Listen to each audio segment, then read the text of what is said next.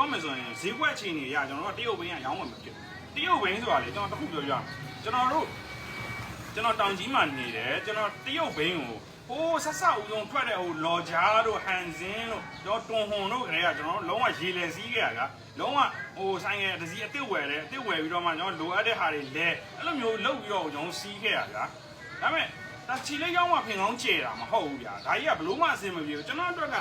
ဟိုအမြက်မဟုတ်ဗျာပြောနေထားကျွန်တော်ဆိုင်ငယ်တစည်းကြောင်းလိုက်တယ်ကျွန်တော်ကတော့900မြတ်မယ်1000မြတ်မယ်ဗျာအဲ့900 1000ကတကယ်ဆိုင်ငန်းကရှိရဗျာကျွန်တော်ရဲ့လိုအားခါရှိရဗျာကျွန်တော်ရဲ့ဝန်ထမ်းတွေကိုပေးရတဲ့ဈေးရှိရဗျာအဲ့ဟာတွေကိုဘယ်သူကလာပေးမှာ